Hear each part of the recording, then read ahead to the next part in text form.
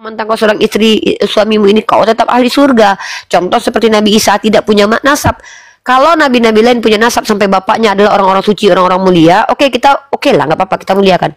Tapi Allah hadirkan lagi, hei, kemuliaan seseorang itu bukan karena nasab. Belajar kalian, Isa Al-Masih itu nggak punya nasab, dia nggak punya bapak, tapi dia dipilih karena apa? Di sini Allah menunjukkan kekuasaannya bahwa Allah memuliakan siapa yang dikehendaki. Tapi alasan Allah memuliakan seseorang itu ada apa? Bahwa ini orang akan menjadi orang yang sangat-sangat patuh kepada Allah. Dia tidak peduli, dia akan mengajarkan apa yang Allah perintahkan karena dia adalah calon nabi. Karena Allah tahu apa ketetapan Allah. Sebelum itu terjadi Allah sudah tahu. Artinya gini. Mungkin ini lebih ke ini. Allah memilih seseorang menjadi hebat di depan publik, kemudian dihancurkan. Ya dihancurkan adalah membuktikan bahwa kalian itu, hei manusia, hebat bukan karena nenek moyangmu. Hebat bukan karena hartamu seperti Korun. Hebat bukan karena jabatanmu seperti Namrud yang dihancurkan hanya oleh seekor nyamuk. Tapi kehebatanmu itu adalah karena kau takwa kepada Allah. Seperti Bilal bin Rabah yang bahkan sendalnya sendiri terdengar di surga. Begitulah Islam.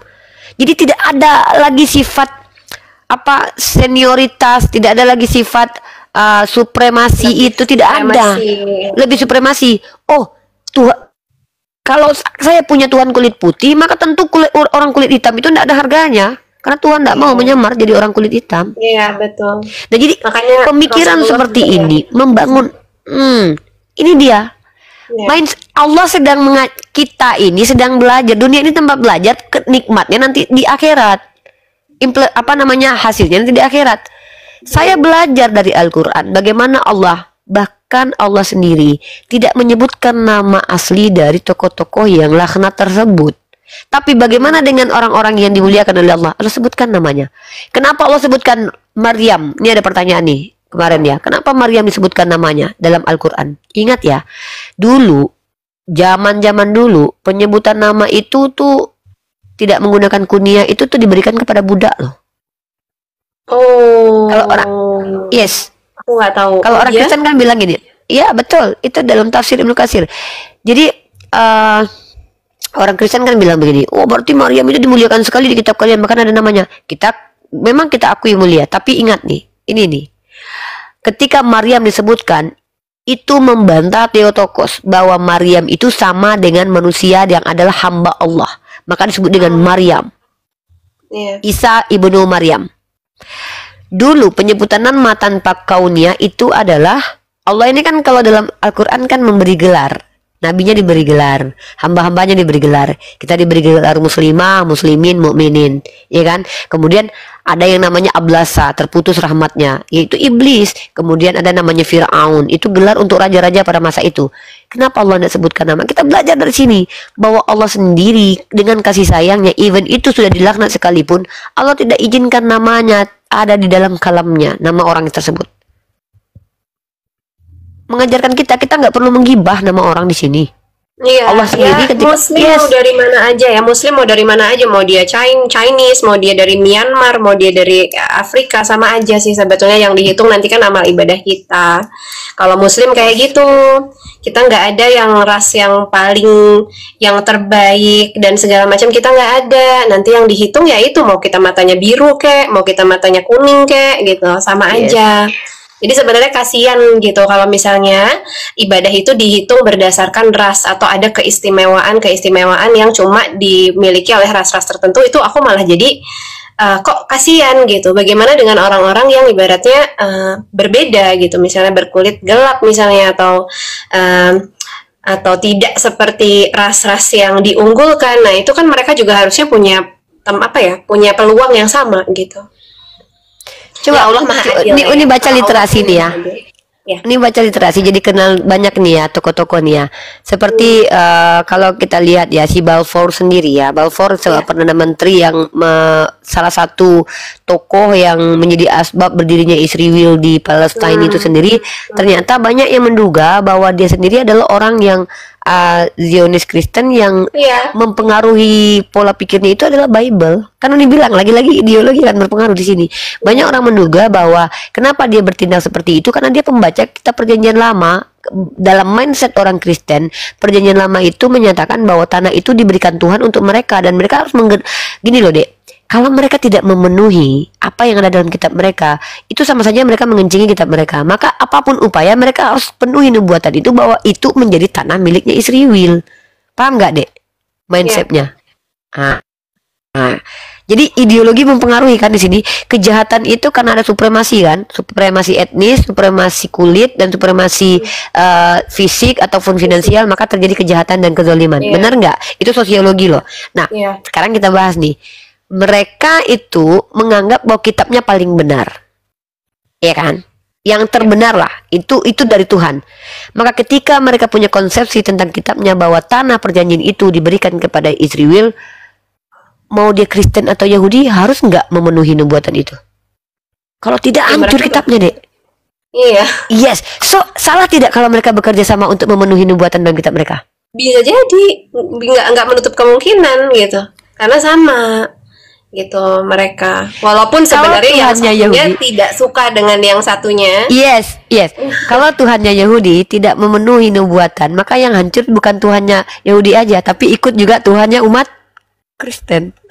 So kalau Inggris membantu Zionis, mindsetnya adalah karena kitab suci. Ini bukan hal yang bisa dinafikan, karena ini harga diri ketuhanan Tuhannya mereka sendiri kok. Tetapi mereka lupa, mereka tidak membaca kitab suci mereka, memahaminya menggunakan empati dan akal. Dalam kitab mereka, kalau mereka teliti membaca, Tuhan itu sama diksinya dengan Al-Quran. Ya bani Israil azkuru ni'mati allati an'amtu 'alaikum wa aufu bi ahdi ufi bi ahdikum wa iyaya farhabun. Penuhi janjimu dulu baru akan penuhi janjiku. Gini loh, kata Allah, kau taat padaku, aku berikan kepadamu apa yang memang menjadi hakmu. Kan begitu? Paham nggak sampai di sini? Ya. Itu Al-Quran. Kitab mereka ada nggak seperti itu? Ada. Dalam kitab Raja-Raja dikatakan, Daud itu diperintahkan Daud berkata kepada anaknya Salomo, kalau kalian hidup sebagaimana Tuhan inginkan menurut hukum Taurat, maka Tuhan akan memberikan janjinya yang telah diberikan kepadaku dan nenek moyangku. Artinya tanah itu bersyarat, Dinda. Tanah Palestina itu bersyarat diberikan kepada orang yang patuh kepada Allah. Masalahnya apakah mereka patuh? Bukankah Yesus sendiri sudah mengatakan mereka itu orang tegar tengkuk, menghabisi nyawa para nabi. So, kalau mereka tidak mengikuti aturan mereka, apakah mereka layak mendapatkan tanah itu? Bahkan kita lihat secara sejarah, mereka terbuang kan dari tanah itu? Iya. Dan bahkan sekarang mereka sudah beberapa orang Yahudi mereka bilang kalau ini mereka tidak berhak atas tanah ini, dan mereka itu memang harus menjadi kaum yang terbuang dan tidak memiliki daerah sampai kepada nanti pada saat penyelamat mereka itu datang. Ada statement begitu juga dari beberapa Yahudi. Yes. Jadi maksud mereka itu adalah Mesia yang mereka tunggu, yang mereka tolak, Nabi Isa itu kan sebenarnya Mesia yang aslinya udah muncul. Mereka tolak itu karena mereka pengen Mesianya itu dari etnis mereka sendiri. Dan mengeluarkan mereka merdeka dari Yerusalem, dan mereka kuasai itu Yerusalem full total. Kenapa mereka tolak Nabi Isa? Karena Nabi Isa tidak membuat seperti itu, tidak membuat mereka tuh keluar dari penjajahan Helenisasi. Makanya mereka tolak. Padahal yang dimaksud dengan ini ada komen ya. Ini aku tertarik nih. Iya boleh Dim, boleh moderator, boleh Dim, boleh. Baca kitab suci kami, oke. Jadi ini ada baca kitab suci kami tidak perlu ditafsir, kami sudah mengerti. Ini ada ya salah satu komen. Nah, apakah sebetulnya itu ya yang membuat orang Kristen ini punya pemahaman yang juga berbeda-beda, atau mereka tidak mengikuti? Misalnya ada larangan, misalnya tidak boleh makan babi, ada larangan nggak sih kalau nggak salah di Injil? Ada dalam kitab Imamat. Jadi mungkin karena Injil. Injil ya. Beda ya. Bentar, nih diluruskan dulu Tia nih, biar Tia nggak salah paham. Injil itu adalah istilah wahyu kepada Nabi Musa. Kitab yang diklaim sebagai Injil sekarang ini, Matius, Markus, Lukas, itu bukan Injil. Tapi Injil. Itu adalah Biblos. Gunakan diksi yang tepat, karena Injil itu hanya ada di Al-Quran. Mereka mengutip istilah Al-Quran untuk mengklaim kitab mereka itu adalah Injil. Injil itu wahyu kepada Nabi Yes. Ya, beda. Nggak bisa, Oke. kita nggak bisa katakan Jadi kitab mereka berarti Injil, kitab nggak bisa. kitab yang menurut ini gimana nih? Baca kitab suci kami nggak perlu ditafsir, kami sudah mengerti. Menurut Uniriva, penafsiran itu penting nggak sih dalam suatu kitab gitu? Maksudnya ada nggak sih orang makanya jadi Oke. gagal paham karena tafsir itu nggak ada. Jadi ternyata banyak orang-orang di sini. Ini tadi ada salah satu komentar, aku highlight aja ya.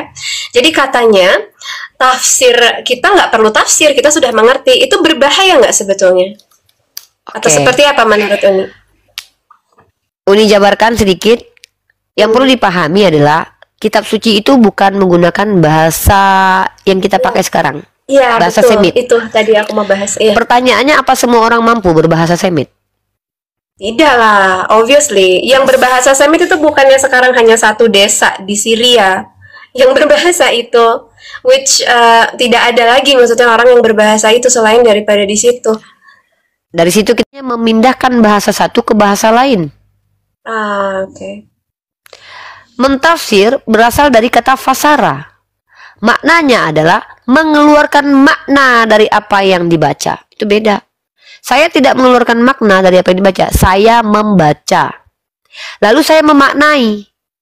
Bukan memberi penjelasan tentang ayat itu. Nah, metode tafsir dalam Kristen sebenarnya ada. Apa namanya? Hermeneutik. Oke. Gitu. Ah, Ya, itu kenapa ada konteks perikop. Jadi stupid sekali rasanya kalau ada orang yang bilang kami baca kitab kami nggak usah ditafsir. Loh, kalau nggak usah ditafsir ngapain ada perikop? Ngapain ada hermeneutik? Pulang kampung di sana belajar dulu ya. Uni diksinya agak keras ya, karena Uni menghadapi oten-oten yang memang iya, menghujat iya. ya. Jadi ya penting Mudah-mudahan Uni teman-teman. terinfluence nanti dari Tia ini menjadi lebih baik lagi nih. Ya jadi memang itu beda ya. Jadi tetap harus ditafsir karena nggak ada yang mentranslate dengan authenticity yang 100% juga. Yes, Itu yes, terjemahan itu tidak absolut benar ya, karena yang namanya diksi-diksi bahasa Semitik itu sekian juta kosakata hanya ditampung oleh ribuan kosakata bahasa Indonesia, itu tidak sempurna.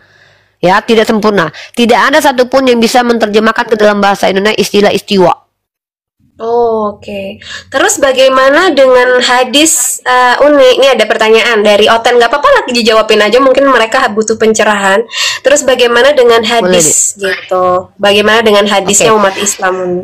Berbedanya apa? Hadis ya, Al-Quran itu kalam Allah, directly, narasi, kehendak, semuanya dari Allah. Nabi Muhammad itu didiktekan. Makanya Iqra bismi rabbikal ladzi khalaq itu 3 kali. Kenapa? Waktu Rasulullah SAW sebagai reaksi kemanusiaannya, ketika ada yang bicara Iqra bismi rabbikal ladzi khalaq, saya tidak bisa baca. Itu reaksi kemanusiaan, berarti itu normal. Pertemuan malaikat Jibril dengan Nabi Muhammad itu betul-betul naluriah seorang manusia, natural sekali. Iqra bismi rabbikal ladzi khalaq, saya tidak bisa baca. Dipeluk lagi, didekat lagi. Malaikat Jibril nggak bilang gini loh, maksud saya itu Muhammad, artinya ini. Kenapa? Kalau malaikat Jibril melakukan hal itu, maka telah ditambahilah perkataan Allah. Malaikat Jibril itu hanya mendiktekan. Jadi kalau Dia hanya mendiktekan.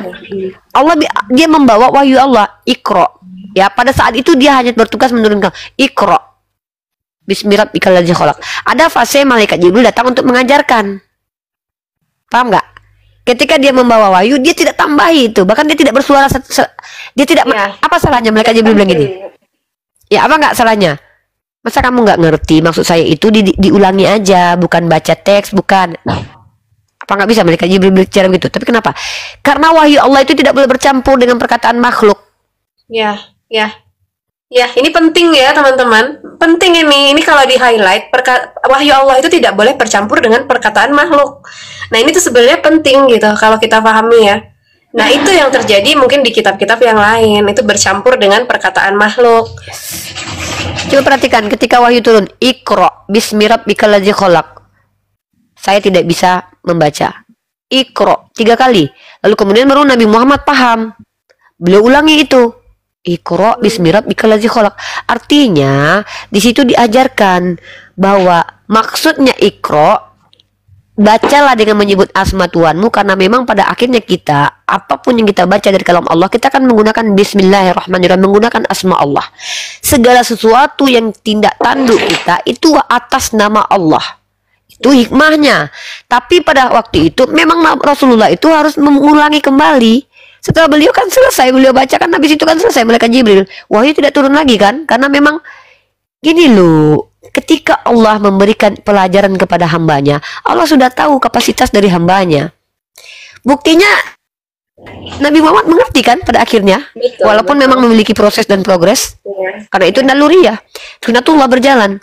Lalu kemudian Rasulullah itu hampir beliau ya namanya reaksi kemanusiaan. Siapa sih yang bisa, coba saya tanya deh, ada nggak orang ketemu makhluk yang dia belum pernah ketemu, lihat, dan dalam rupa yang dia tidak pernah lihat selama ini, tiba-tiba berbicara mendekat beliau? Ada nggak sih yang bakalan oh iya gue rasul nih? Iya, Ada nggak sih yang iya. reaksi itu justru buatan nih? Contoh kayak Paulus ketemu sama Yesus, dia terguling-guling, tiba-tiba dia bilang, siapakah engkau Tuhan? Lah katanya lu nanya tapi lu tahu kalau dia Tuhan, gimana nih? Ya, kenapa Siapakah engkau siapakah Tuhan engkau gitu? Tuhan? Katanya dia nanya tapi ini kan artinya kan ini yang disebut dengan apa? Ada dugaan bahwa ini bukan kesaksian sebenarnya. Tapi Ya, kalau Nabi bukan Muhammad itu wahyu, ya. sangat-sangat Ya. Karena Kalau tidak kita ada bicara percampuran dengan yes. Ya, karena kalam Allah cuma datang dari Allah aja. Ya. Iya, directly. Itu kayak saya bilang nih, saya diktekan anak saya. Ini Ucapkan penting kata ibu. teman-teman. Saya mau dia ngulangin Kelihatannya itu. simpel, Ya. kelihatannya simpel, tapi ini yang penting Tapi ya. ini Memang penting tidak banget. boleh bercampur, tidak boleh bercampur. Nah, kalau bercampur itu jadi bisa dipertanyakan. Ini asumsi ya, kita aja suka dibilang ini asumsi, ini. Jadi kalau itu bercampur itu bukan menjadi kalam Allah, bukan dari Tuhan, betul. Aku seneng nih hari ini, Ya betul. Rifa. Jadi ya pada akhirnya kan kita tahu nih bahwa Al-Quran itu dia dikatakan kalam Allah ada alasan. Jadi gini, sebuah kitab dikatakan kitab suci itu harus ada alasan loh ya. Kalau tidak ada alasan, kenapa dikatakan suci? Apa bedanya dengan buku-buku lainnya? Maka kenapa dia dikatakan kitab suci? Karena ada alasan. Yang pertama, kalau Al-Quran itu jelas. Yang pertama karena dia adalah kalam Allah. Maksudnya adalah perkataan Allah yang tidak terpengaruh dengan perkataan manusia. Nabi Muhammad tidak pernah menambahkan apapun. Makanya ada hadis. Jadi kenapa hadis berbeda? Hadis ini adalah ucapan Nabi Muhammad, tindakan Nabi Muhammad yang juga adalah atas kehendak, izin, arahan, dan pembelajaran dari Allah. Yang akan menjadi pembelajaran bagi kita. Makanya dikatakan tidaklah Muhammad itu berbicara segala sesuatunya, apa berbicara mengikuti hawa nafsu, melainkan itu adalah wahyu. Dia jadi role model. Iya. Nah, dulu waktu Al-Quran diturunkan, Rasulullah melarang ada sahabat untuk menuliskan hadis. Apa yang diucapkan itu jangan dituliskan semua, tuliskan saja yang berupa kalam Allah. Kenapa? Biar tidak bercampur. Makanya penulisan hadis itu, pembukuannya itu sekian ratus tahun jaraknya dengan Nabi Muhammad SAW. Kenapa? Karena pada akhirnya kemudian manusia membutuhkan cara mengimplementasikan perintah-perintah sentral di Al-Quran seperti waqimus sholat. Bagaimana sholat? Dari mana kita tahu? Hadis. Apa hadis? Nih saya kasih contoh dalam akademis deh, dalam ranah akademik. Setiap dosen itu punya buku panduan nggak dalam mengajar? Betul. Ya, bagus nih analoginya Ya. Buku panduan ini ditulis misalkannya oleh profesor doktor. Betul. Maka kata-kata profesor doktor itu apa yang tertulis. Tapi ketika saya mengajarkan, saya bilang sama murid saya, saya kasih contoh si ini tadi lah ya, profesor doktor misalkannya yang menuliskannya itu adalah si keluarga R tadi misalkannya. Jadi si keluarga R ini mengajarkan dalam ini kita harus begini-begini. Nah itu dicatat kata-kata saya itu bukan dikte dari si keluarga R. Nah ini disebut dengan hadis. Apa-apa yang disandarkan kepada Rasulullah baik perbuatan dan juga perkataannya dan disaksikan oleh para sahabat. Lalu bagaimana cara membuktikan bahwa itu ada perkataan Rasulullah? Maka ada ilmunya. Pertama, apakah dia mutawatir? Apa itu mutawatir? Orang mendengar banyak dan mustahil orang tersebut berdusta. Tidak ada kepentingan bagi mereka berdusta. Buat yang di komentar, kita lagi nggak bahas agama Kristen, ini lagi bahas agama no. Kita lagi ngebahas Kristen di sini. Kita lagi bahas agama kita juga ini. Jadi Kak Ben itu mungkin Kak Ben bisa didengerin dulu.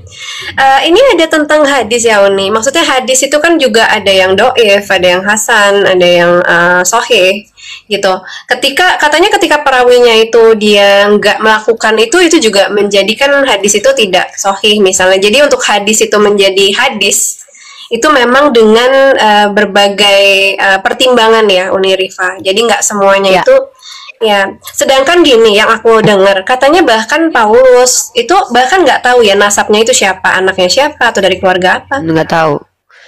Nah, maksudnya Bahkan apakah itu bisa bahkan ada divalidasi apa enggak Bible itu keautentikannya gitu? enggak. Bible itu kalau dibandingkan jurnal ilmiah kita lebih tinggi jurnal ilmiah kita.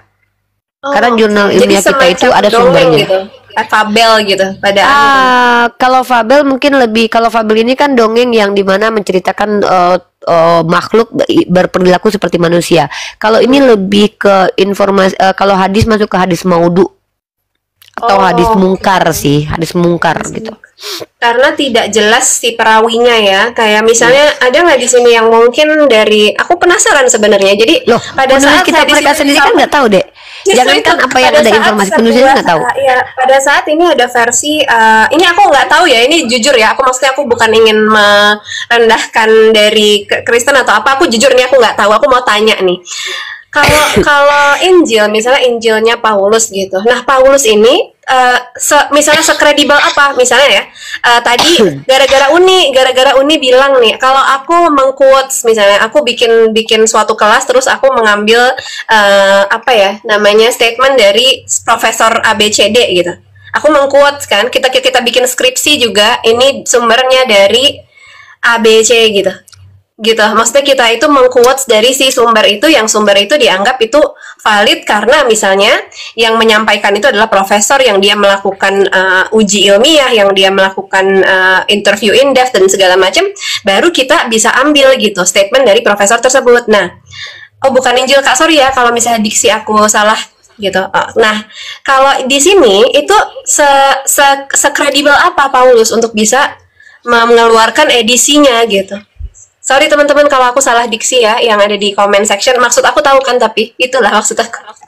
Sorry, itu Ya, kenapa bisa dianggap kredibel? Kenapa gitu? Aku mau tahu ya. aja. Mungkin banyak yang nggak tahu juga. Kredibel, mungkin teman-teman kalau dalam ranah ilmu ya ada yang disebut dengan teori kebenaran. Ya, salah satu teori kebenaran itu adalah dilihat dari siapa yang berbicara.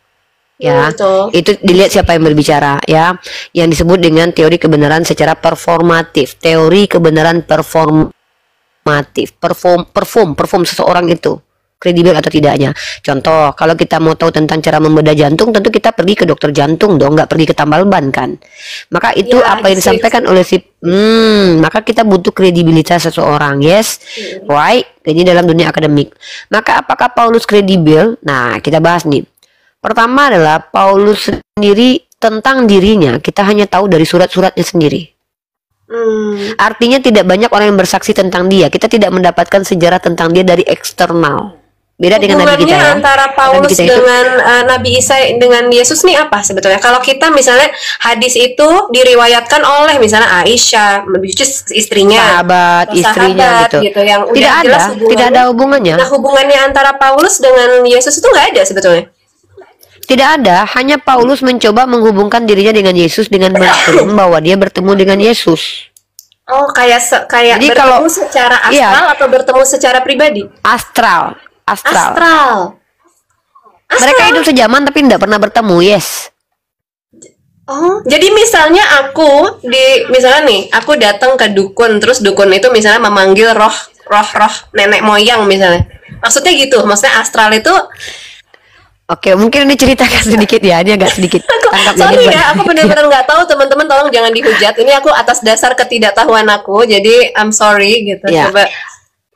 Jadi Paulus adalah orang yang mengklaim di dua kesaksian bahwa dia adalah orang yang menemui Yesus ketika dia hendak ke Damsyik. By the way, Paulus ini dalam sebuah artikel juga ada dulu namanya penyakit epilepsi itu disebut dengan Paulus disorder, namanya itu epilepsi itu. Kenapa diduga Paulus ini memiliki penyakit epilepsi? Nah, waktu dia berguling-guling itu kan, kalau epilepsi itu kan penyakit yang membuat mata jadi bisa buta, membuat sistem saraf kita jadi Iya, rusak. iya rusak Makanya betul. dia mengklaim dia pernah buta karena dia mengaku bertemu dengan Yesus. Dia melihat cahaya pada waktu itu. Jadi ketika dia hendak ke Damsik, ini cerita dia. By the way, ini masih cerita dia loh ya. Kalau Tia menceritakan tentang diri Tia, itu belum tentu benar semuanya loh. Karena Tapi ada sebenarnya kita nggak ngerti juga antara penyakitnya itu adalah epilepsi atau misalnya psikoafektif yang misalnya dia Yes, berkhayal itu juga bisa Iya, jadi gitu. itu bisa jadi. Maksudnya belum Itu tentu bisa jadi. indikasinya cuma si guling-guling itu aja. Ya, kita bisa melihat dari karakter dia sendiri lah. Kita akan melihat, kita akan nanti membuat kesimpulan dari apa yang dilakukan ini adalah halusinasi atau epilepsi dari apa yang dia implementasikan. Betul tidak? Nah, contoh. Ketika dia mengatakan bahwa dia bertemu dengan Yesus, pertanyaannya adalah siapa sih yang memvalidasi dia bertemu dengan Yesus? Harus ada orang dong yang menyaksikan itu. Oh iya, pada waktu itu dia berteriak. Nah, dia mengklaim ada dua yang membuat kita bisa menunjukkan indikator dia berbohong itu. Ada dua klaim dia yang berbeda. Dalam Kisah Para Rasul pasal 22 contohnya yang ditunjukkan ya. Dia mengaku bertemu Yesus. Lalu dia bilang, orang yang bersama dia itu mendengar suara tapi tidak melihat bentuk. Tapi di Kisah Para Rasul pasal 9 ketika dia disidang, ya kan, antara keduanya lah ya nanti kita baca. Dia mengaku bahwa justru sebaliknya, oh yang bersama dia itu mendengar bukan melihat. Tapi dia pernah bilang bahwa yang bersama dia itu melihat dan mendengar. Jadi ada dua kontradiksi informasi yang diberikan. Nah, kalau itu pertemuan penting. Kalau di hadis itu kan misalnya perawinya itu melakukan kesalahan. Misalnya perawinya itu dia menyampaikan nggak boleh melakukan ini, tapi dia melakukan, itu juga jadi nggak sah ya hadisnya kalau nggak salah, benar Uni ya? Oh, udah mungkar. Pendusta aja bawa hadis langsung mungkar kok. Ada salah satu pendusta yang pernah ketahuan itu nggak diterima lagi hadisnya mungkar semua. Nggak, orang yang gini dalam ranah akademik deh, Tia, kita bicara. Nggak, kita bicara ranah akademik deh. Ini aku jujur aku nanya gitu, aku nggak tahu. Ini ilmiah loh. Nggak mempelajari Injil. Ini my innocent ya. Gue tuh cuma sepolosnya gue aja gue nanya gitu sebenarnya. Memang menurut aku Uni tanya deh sama Tia. Uni tanya sama Tia deh. Kalau ada profesor yang berbohong dengan ada profesor yang salah, mana yang diterima dalam ranah akademik? Yang berbohong ini akan bisa dicabut loh gelar keprofesorannya loh. Betul. Dokter aja ketika dia berbohong juga malpraktek. Kayak sekarang tuh yang sarjana perikanan, ya itu yang sarjana perikanan jadi dokter kulit, mungkin kalian tahu. Nah itu kan aneh jadinya. Ya, jadi menurut aku ada yang janggal gitu. Kenapa kok bisa dipercaya untuk itu gitu, untuk memproduksi kita tidak mentoleransi kebohongan lah, karena kalau kebohongan itu diulang sekali itu akan jadi gini, kebohongan itu nanti bisa jadi candu dan bisa menjadi habit karena kita pembentukan karakter sejak dini ya. Kalau ada anak yang berbohong, gemar berbohong dan dia dibiarkan sekali, dua kali, itu akan menjadi dia tidak masalah dengan kebohongan itu gitu loh. Karena ketika dia berbohong dia tidak dihukumi. Maka dalam Islam itu Rasulullah itu tidak pernah berbohong walaupun hanya bercanda. Karena dia membawa risalah kenabian gitu loh. Malaikat maut, Mbak ini salah katanya, tanya ke Uni Rifa. Oke, boleh dijawab. Ini kredibilitasnya Paulus seperti apa malaikat maut? Mungkin bisa bantu jawab di kolom komentar. Aku pengen tahu aja, nanti bisa aku cek sendiri gitu. Tidak ada kredibilitasnya Paulus sebagai orang yang menyampaikan dan yang menulis hukum. Dia tidak pernah bertemu Yesus. Bahkan dia pernah membunuh muridnya Yesus, yaitu Stefanus. Waktu Yesus hidup, ya waktu di zaman Yesus, dia kan sejaman nih sama Yesus, Dek. Sejaman dengan murid-murid Yesus. Justru dia adalah orang yang memerangi murid-murid Yesus. Dan dia itu punya otoritas untuk menghabisi nyawa murid Yesus yang bernama Stefanus. Lalu tiba-tiba ketika Yesusnya udah nggak ada, dia mengaku. Jadi ketika ada orang jahat nih, Dek, untuk meyakinkan orang kalau dia itu bukan orang jahat lagi, tentu dia akan mengatakan, saya udah berubah loh, saya udah bertobat loh. Oh, yang tobat ya. Ya gak? Maka ketika dia sudah mendapatkan perhatian bahwa dia sudah bertobat, maka dia mengatakan bahwa saya mengajarkan sesuatu yang benar nih, datang dari Yesus nih. Padahal dia nggak pernah divalidasi oleh Yesus sendiri, pertemuannya nggak pernah. Bahkan yang lebih parahnya, dia mengaku dipilih dari sejak dalam kandungan loh. Dia klaim kalau dia sudah dipilih sejak dalam kandungan menjadi Rasul. Padahal ketika Yesus hidup di dunia, dia nggak pernah ketemu sama Yesus. Bahkan Yesus mengatakan, hati-hati dengan orang Farisi. Apa itu kemunafikan orang Farisi? Dan dia orang Farisi. Kebayang nggak sih? Oke. Jadi begitu. Siapa bilang Paus nggak punya Paus? Nggak punya validasi, bukan Paus. Oh, iya maksudnya kredibilitinya apa gitu? Misalnya apakah punya kredibilitas kalau misalnya di Islam tuh kan disampaikan oleh sahabat Rasulullah yang kredibel gitu. Ada pada saat itu. oleh istrinya misalnya ada pada saat itu gitu. Jadi nggak ya ada. itu yang ditanya gitu loh tadi. Tidak ada kredibilitasnya itu. Saya bertanggung jawab atas ucapan saya kok, karena saya punya fakta dan datanya itu. Jadi kalau kalian mau berdiskusi dengan saya jangan di sini dulu, karena di sini kita sedang tema kita tuh universal. Saya pengen dapat ilmu dari saudari saya Tia ini dengan knowledge-nya bagaimana keadaan real life orang-orang di Arab sana, kemudian kaitannya dengan perekonomian, politik, itu yang kita bahas. Tapi Tia juga berhak mengetahui apa yang saya ketahui, yaitu dia bertanya apa sih unik kredibilitas Paulus, kita sharing gitu loh. Dan kalian kalau kalian menghalang-halangi kami di sini untuk transfer knowledge di sini, kalian itu sudah tidak toleransi loh. Bahkan kalian melanggar undang-undang. Baca pasal 28E dulu nomor 2. Kami ini dijaga undang-undang loh. Ya. Tapi unik memang ya, maksudnya aku mau mulai bahas tentang ini sebetulnya. Itu sebetulnya bukan karena jadi ada beberapa komen ya pada saat Syria itu merdeka. Syria itu kan merdeka dari Bashar al-Assad, dari rezim yang zolim gitu. Ada beberapa komen-komen orang Muslim, maksudnya orang Muslim kita. Nah, jadi menurut aku yang butuh informasi itu misalnya di sini bukan Muslim. cuma orang yang non Muslim dari Unirifa, mungkin orang-orang Muslim juga banyak yang pada akhirnya menghina atau mengujar yang ibaratnya karena nggak tahu gitu. Banyak yang bilang katanya itu hanya apa ya namanya distorsi dari apa yang terjadi di Palestina. Ini semuanya dibuat-buat di Syria itu.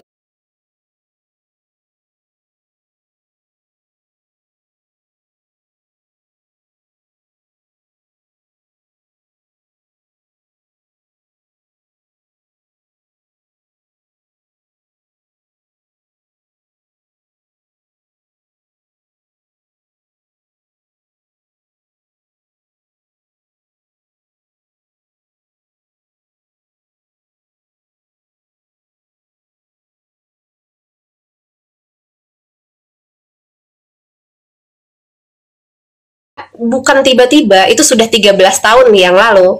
Mungkin 50 tahun yang lalu kalau dihitung dari rezimnya bapaknya, which is tahun 70-an. Jadi itu sudah terjadi, itu bukan cuma di rezim yang Bashar al-Assad, tapi di rezim yang sebelumnya, di mana banyak juga tragedi-tragedi yang orang tuh nggak tahu. Contohnya di Hama, di kota Hama. Tragedi, dia itu menghabiskan nyawa sekitar 50 orang penduduknya. Nah, itu terjadi. Gitu. Orang-orang banyak yang nggak tahu. Orang pikir Syria baik-baik saja. Sekarang Syria udah mulai terbuka, orang-orang udah mulai tahu, banyak viti-vitinya, dibongkarlah yang namanya penjara dan segala macam. Orang sholat nggak boleh nih. Di sana tuh orang nggak boleh sholat. Jadi ketika mereka menunjukkan keislamannya, misalnya mereka itu pemabuk terus mereka sholat nggak apa-apa. Tapi ketika mereka itu sholat subuh di masjid, mereka akan ditangkap. Kayak gitulah. Jadi memang tidak boleh tidak boleh ada semangatnya sebagai umat Islam pada saat itu di Syria. Jadi inilah yang mengakibatkan aku tuh kayak, aduh kayaknya aku harus open live gitu. Ada kewajiban gitu, jadi bukannya pengen ada yang di sini bilang Unirifa nggak ada kerjaan apa di live gitu mau cari uang. Sejujurnya ya kalau kalian tahu live tuh capek loh.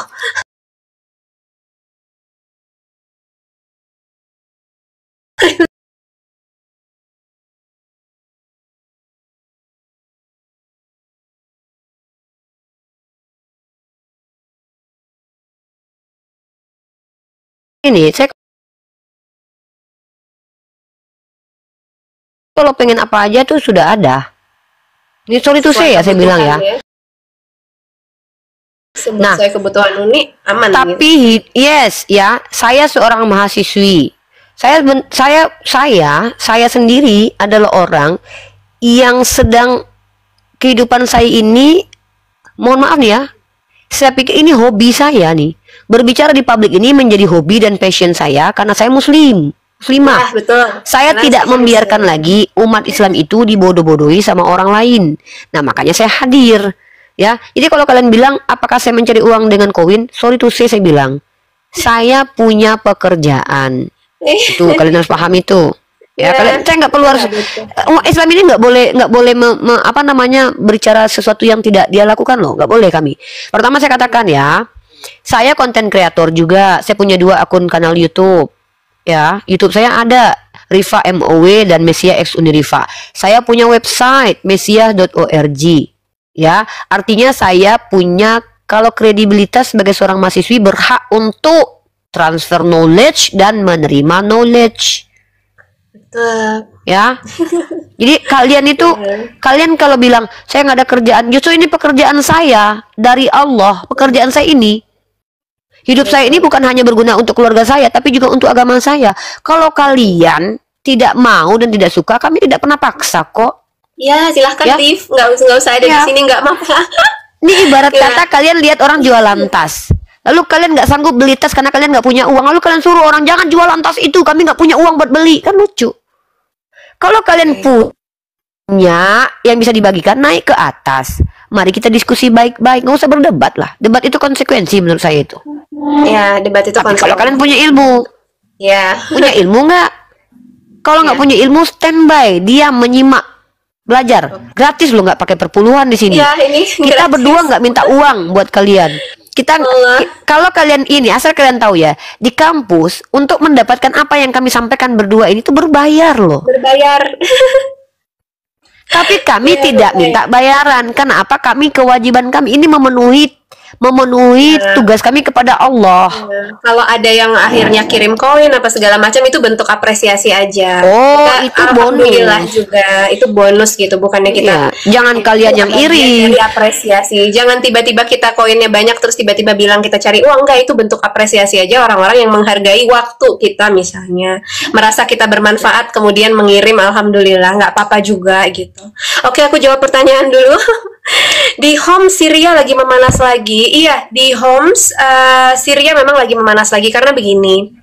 Jadi awalnya itu ada himbauan dari Khomeini dari Iran untuk supaya masyarakat Syria atau ex militernya Bashar al-Assad itu untuk mereka revolt kepada pemerintah yang sekarang memimpin. Jadi atas dasar itu banyak yang akhirnya terjadi dari pembakaran banyak fitnah-fitnah lah di sana. Ada pohon Natal dibakar oleh oknum yang mereka akhirnya membenci pemerintah, padahal oknumnya itu bukan oknum pemerintah, dan pemerintah itu mereka berusaha untuk menginvestigasi dan mengganti juga kerugiannya.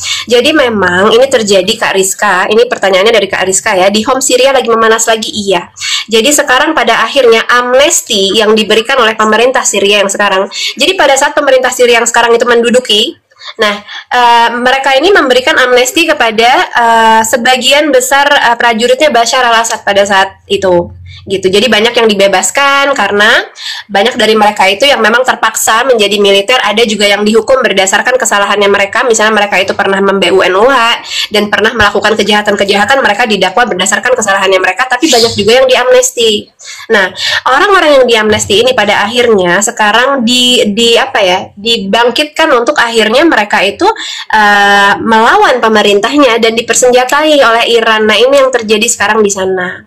Jadi kalau lihat sekarang VT-VT, contohnya yang baru aku posting, itu ada rekaman dari teman aku di Homs, dan satu lagi di, nama daerahnya aku lupa, cuma kota kecil itu memang lagi disisir gitu. Jadi memang yang dibutuhkan Syria sekarang itu adalah stabilitas ekonomi. Banyak yang bilang, kenapa mereka nggak bantu Palestina? Karena di dalam negaranya sendiri pada saat ini, mereka perang 13 tahun, bukannya perang berhenti loh. 13 tahun itu perang terus setiap tahunnya. Dipush perang terus, dibom terus. Itu yang terjadi. Jadi bukan 13 tahun itu nggak ada apa-apa terus perang, dipersekusi 13 tahun, enggak, dalam 13 tahun itu isinya perang dan perang dan perang dan perang. Jadi mereka itu war torn country. Mereka itu adalah negara yang sudah mengalami perang sebegini lamanya sehingga mereka itu pada saat ini tidak sanggup untuk berperang lagi gitu. Contoh ya, bank itu di sana belum berfungsi sekarang. Jadi gaji dan lain-lain itu sekarang belum berfungsi. Contoh, banyak refugee yang akhirnya pulang dengan keadaan yang rumahnya belum ready, nggak ada rumah karena dihancurkan oleh rezim sebelumnya.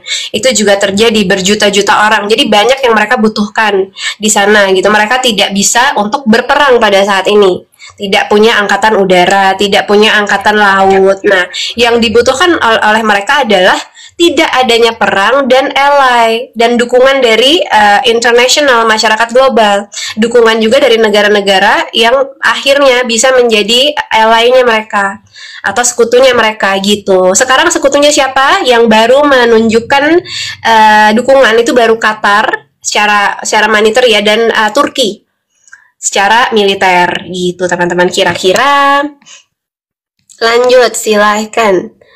Iya kak, nonton live aja capek katanya. Iya, kadang-kadang iya nonton live aja capek, tapi tetap di sini kan Kak Sweet Jasmine. Kak Tia Tapi dan Bashar Unik al-Assad ini kabarnya kan dia melarikan diri ke luar ke kan. Rusia. Iya, kabarnya beliau melarikan diri ke Rusia. Kabarnya juga memang iya ada di Rusia. Ada beberapa kabar yang belum bisa divalidasi ya. Itu adalah investasinya di Rusia. Jadi Bashar al-Assad ini temuan uang, maksud temuan uang ya, temuan hartanya itu 3 ton emas, 160 juta, 160 sekian juta euro, dan 150 juta dolar. Jadi banyak sekali. Yang mungkin ini sebetulnya uang negara gitu yang diinvestasikan keluar, which ini lagi disiapkan datanya oleh pemerintah Syria sekarang untuk pada akhirnya dibawa ke Mahkamah Internasional. Gitu kira-kira. Nah, Bashar ini Dan sekarang barang yang ditemukan ini di mana sekarang? Maksudnya harta yang ditemukan ini ada di Syria atau ada di luar? jadi di audit bank. Jadi ada di luar kemungkinan. Ada di Syria juga kemungkinan sedikit, tapi setelah bank itu diaudit, harta yang akhirnya ditransfer kepada Bashar al-Assad ini sekian gitu. Dan mereka juga ternyata Bashar al-Assad ini memproduksi uang kosong yang tadi kita omongin. Tidak ada cadangan emas. Jadi uang palsu lah. Oh my god. Gitu. Which is ini Tahu kejahatan. nggak? Uni dulu tertarik banget sama Bashar al-Assad. Bahkan Uni sempat berdoa. Kalau nggak salah Uni sempat berdoa khusus untuk ini deh. Oh gitu. Menanti-nanti iya, seingat Uni ya. Dulu ini kan sebelum Uni masuk ke debat lintas agama, Uni kan pemerhati politik. Pemerhati politik dalam artian Uni dulu awalnya kan ya mak-mak biasa ya. Uni bilang, ini ngapain nonton drama, nonton sinetron ini. Pertama, nggak ada manfaatnya, nggak ada ilmunya. Mending ganti deh tontonan, gantilah nonton berita kan. Sampai Uni lihat, loh, kok seperti ini. Di real life itu ternyata lebih drama lagi daripada drama asli gitu. Drama yang dibuat gitu kan. Uni lihat kayak, makanya bilang para penonton drama, ibu-ibu, mohon maaf ya, nih ibu-ibu rumah tangga itu dinabobokkan dengan drama-drama yang sudah diskenariokan. Sementara ada drama, ada kejadian, ada peristiwa yang itu real, yang implikasinya bisa ke kehidupan nyata kita gitu loh. Betul. Ke akidah kita, anak-anak kita, pengetahuan anak bangsa gitu kan. Dan itu nggak disadari oleh orang-orang. Lalu ini berhenti, stop nonton sinetron, stop nonton apa gitu kan. Dan bahkan ini jadi benci ya. Jadi nggak suka dengan sinetron gitu. Jadi karena dunia ini sudah seperti sinetron ya Uni. Dunia ini lebih menarik. Uni tahu. Yes, dan pas Uni tahu ternyata Bashar al-Assad itu Syi'i. Uni yakin nih, ini ada something wrong nih dengan orang ini. Jadi ada kejadian di mana Bashar itu dibela sama, pernah nggak dengar debat antara orang Sunni dengan Syiah, dan Bashar al-Assad itu dibela oleh mereka semua. Dan di situ Uni tahu. Jadi Uni tonton salah satu channel YouTube tentang Syiah itu judulnya itu nih lupa ya. Di situ mereka menunjukkan kebenciannya kepada Sayyidina Umar, Abu Bakar, Sayyidina Aisyah. Mereka menghujat, mencaci. Itu asal muasalnya nih. Itu asal muasalnya itu Uni lihat kan kayak ini lebih berbahaya daripada kafir sendiri, karena kafir itu kan musuh yang nyata, yang memusuhi loh ya, Nah, tapi kalau ini dia mengklaim sebagai muslim, tapi dia menghancurkan dari dalam. Ya, dan ini apa ya, orang di sana, maksud kawan-kawan aku juga Uni, ketika mereka itu namanya aja, namanya Omar, namanya Abu Bakar, itu mereka bisa terancam nyawanya loh, bisa diambil atas dasar nama aja pada akhirnya. Untuk misalnya mereka itu dihilangkan nyawanya pada saat itu. Nah, makanya banyak pada akhirnya yang ganti nama menjadi nama-nama yang bukan nama-namanya sahabat gitu. Nah, ini juga terus ada juga beberapa statement ya, beberapa statement pada saat itu ya, pada saat perang. Sekarang mungkin kalian banyak yang nggak tahu. Jadi mereka itu juga ada statement yang mereka itu berkata kalau kalian bisa carilah di berita-berita yang dulu ya. Kalau ini adalah ibadah juga gitu untuk ibaratnya mereka tidak punya rasa bersalah. Makanya kemarin aku bilang nih, yang Zionis itu juga mereka menganggap misalnya membunuh orang-orang yang selain daripada agamanya mereka, ada yang menganggap itu adalah ibadah gitu, untuk menciptakan misalnya the Great Israel misalnya sekarang ya isunya, untuk menciptakan areanya mereka itu gitu. Itu ini adalah suatu ibadah. Jadi kayak perang salib gitu ya, kayak apa ya, kayak holy war gitu untuk mereka. Nah ini juga sama dengan yang terjadi di Syria. Jadi mereka itu tidak merasa misalnya memBUNUH. Ada beberapa video anak kecil yang mereka disuruh ngantri untuk akhirnya dihilangkan nyawanya, kepalanya di inilah segala macam, itu banyak banget terjadi gitu. Yang berita-beritanya itu di tahun-tahun 2013, 2012, bahkan di berita-berita tahunnya bapaknya. Dan keterkaitan antara mereka dan Israel ini kemungkinan juga, karena ada beberapa panelis aku di sini dari Mesir kemarin. Dia cerita, mungkin yang di sini pada saat itu juga tahu ya. Jadi ada dari Mesir gitu, salah satu panelis aku, dia bilang, tahu nggak pada saat zamannya bapaknya Bashar al-Assad, which is Hafiz al-Assad itu, beliau ini memberikan satu bagian dari dataran tinggi Golan, which is itu sebelah selatannya Syria, itu kepada Israel gitu. Dan itu terjadi sebelum mereka ini kalah. Jadi kalau kalian tahu, Syria itu pernah ganti bendera 3 kali ya, yang hijau, terus yang mereka dengan Mesir, terus yang pada akhirnya bendera yang sekarang, bendera yang Bashar al-Assad, terus bendera yang sekarang lagi. Jadi bendera yang sekarang ini udah dipakai 2 kali sebelumnya. Jadi itu juga terindikasi gitu. Ini adalah seperti upeti gitu. Kata pada akhirnya setelah itu beliau menjadi presiden. Pada saat itu posisinya Menhan. Jadi banyak indikasi-indikasi yang memang Bashar al-Assad ini berserta dinastinya itu memang mereka bekerja sama gitu dengan Israel. Gitu teman-teman. Ada pertanyaan lagi. Tim Teng bergejolak karena ulah iblis menjajah. Dulu Syria itu mayoritas Sunni, tapi dipimpin oleh Syiah, betul. Syria itu terakhir kali melakukan statistik kependudukan ya, itu dia tahun 2011. Di situ 80% adalah masyarakat Sunni gitu. Aku sempat tanya gitu, kenapa kok presiden Syiah itu bisa kepilih? Nah, ini yang aku tuh nggak tahu. Ternyata pemilu di negara lain itu tidak seperti di negara kita. Jadi banyak yang bilang di pemilu di negara kita itu nggak adil. Kalian tahu nih, kemarin aku tanya sama salah satu narsum aku dari Syria. Nggak ada pemilu itu. Jadi pemilu itu cuma mereka disuruh datang dan mereka disuruh memilih ini gitu. Jadi pemilu itu nggak ada. Jadi pemilu itu hanya nama yang pada akhirnya orang tuh akan dibuat untuk memilih salah satu pemimpin tertentu. Oke. Dan ini ternyata setelah itu ada teman aku lagi orang Cehnya, Rusia lah, orang Rusia. Dia juga bilang, tahu nggak kenapa aku ketawa kamu bahas itu di live kamu, katanya gitu. Kenapa? Karena gini, di Rusia ya Tia, orang itu nggak nyoblos. Orang tuh cuma disuruh ngumpul untuk nyoblos cuma satu. Jadi nggak ada yang namanya penyoblosan gitu sebetulnya. Jadi banyak yang bilang kalau misalnya memang dia pemimpin, dia tidak dipilih, kenapa dia bisa memimpin gitu? Enggak, itu maksudnya kita ini harus bersyukur ya. Maksudnya kita ini masih pemilunya masih begini gitu, masih adil gitu. Jadi Islam itu diserang Israel. Iya. Jadi apa yang terjadi sekarang di Syria pada saat mereka lagi beres-beres ini, karena ada himbauan dari Khomeini, dari pimpinan Iran yang menghimbau masyarakatnya itu untuk revolt gitu. Kalian berjuang di negara kalian. Yang sisa-sisa yang cuma berapa persen ini ya, 10% mungkin orang-orang di sana, coba kalian berjuang karena pemerintahan kalian itu tidak sah, begitu katanya gitu. Jadi aku juga nggak ngerti ya apa hubungannya antara Iran yang mau mengintervensi ke negara lain gitu. Ini sebenarnya menurut aku sangat aneh dilakukan oleh Khomeini. Sarah, welcome, how are you today? Israel negara Eropa kok ada di negara Arab. Israel negara Eropa kok ada di negara Arab. Ya karena perjanjian Balfour tadi, karena memang dipindahkan oleh Inggris ke sana. Tadinya mau dipindahkan ke tempat lain ya. Tadinya mau dipindahkan tuh ke benua Afrika kalau nggak salah ya, dekat Mesir atau segala macam. Tapi mereka nggak mau, mereka pengennya di situ. Gitu. Ya, tapi tidak semua Syiah. Tidak semua, sorry, tidak semua Syiah di Syria itu mereka itu against pemerintah yang baru. Kemarin ada komunitas pelajar juga di sana yang mereka juga ingin kalau sisa-sisa rezimnya Bashar al-Assad itu dihapuskan. Maksudnya ditangkepin aja, nggak usah diamnesti. Itu juga ada dari Syiah juga, dari komunitas Syiah juga yang mereka menginginkan hal itu sehingga stabil gitu kondisi ekonominya di sana, kondisi masyarakatnya, kondisi negaranya. Silahkan Uni, maaf. Iya, jadi kalau kita lihat semua, kita bisa membuat sebuah puzzle ya. Orang cerdas itu bukan orang yang hanya sekedar tahu, tetapi dia bisa menganalisis dan menghasilkan ide dan gagasan. Dan kemudian kalau saya sendiri contohnya gitu ya, cerdas itu kan ketika seseorang bisa menyelesaikan permasalahan dengan produk pikirnya tuh. Itu orang-orang cerdas tuh. Nah, saya tidak menyelesaikan problem, tapi setidaknya saya bisa mencoba untuk men-trigger umat Islam bahwa sampai kapan kita hidup dalam ketidaktahuan.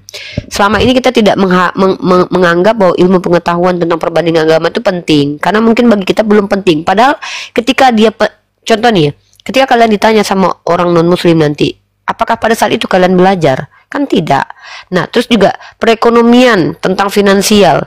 Bagaimana mungkin kita bicara tentang finansial sementara kita sendiri tidak tahu bahwa apakah bisa kita keluar dari cangkang ini? Apakah kita bisa berdiri sendiri pada akhirnya? Kita lihat dong Muammar Gaddafi dengan upayanya mengembalikan bahwa mau mencoba untuk melepaskan diri dari elit global. Akhirnya apa yang terjadi? Ya, nah, mungkin kita bahas Muammar Gaddafi dulu ya, takutnya banyak yang nggak tahu ya. Rifa dari tadi bilang Muammar Gaddafi. Jadi Muammar Gaddafi ini di Libya, teman-teman. Dia itu adalah salah satu pemimpin di Libya. Pada saat itu kondisi Libya seperti apa? Aman, tentram, dengan ekonomi yang baik. Pada saat itu kondisi di Libya di atas kepemimpinannya Muammar Gaddafi. Tapi ada satu Muammar Gaddafi. Jadi Amerika itu ketakutan ketika ada pemimpin yang kuat sebetulnya. Di mana-mana ketika ada pemimpin yang kuat itu mereka ketakutan.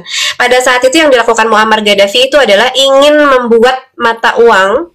Jadi mereka itu Muammar Gaddafi ini pintar. Jadi dia tuh tahu ketika Afrika ini dolarnya itu rendah dan harus mengikuti reserve currency-nya Amerika ketika mereka itu menjual produknya ke luar negeri, itu mereka itu akan terus menjual produk mereka dengan harga rendah.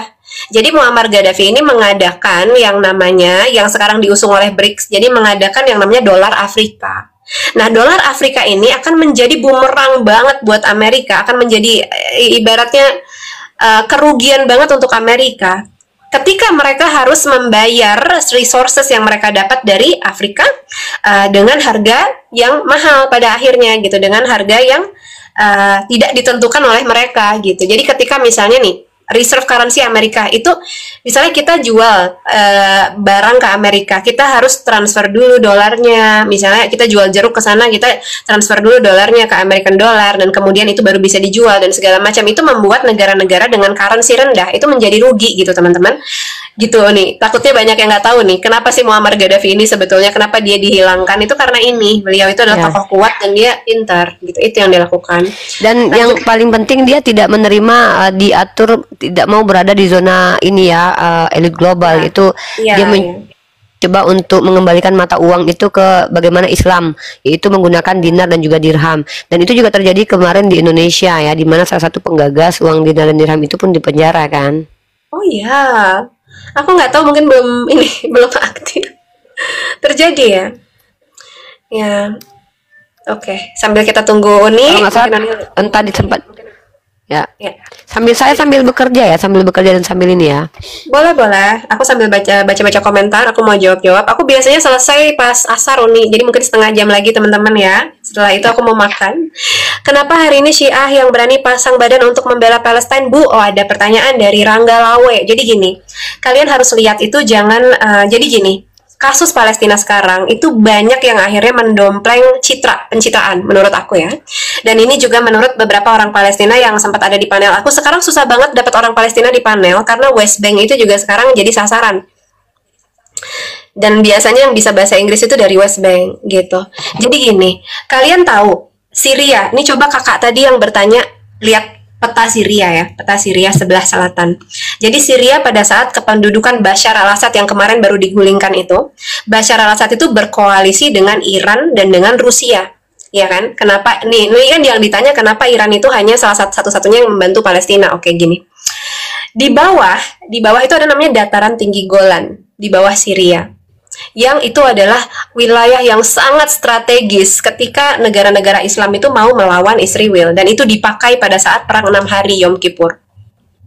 Oke, sampai situ ya. Jadi ini Suriah, di bawahnya sebelah selatan itu ada namanya dataran tinggi Golan, yang sebagian areanya itu adalah milik Israel. Kalau memang ini milik Israel, dan siapa yang ada di Syria pada saat itu?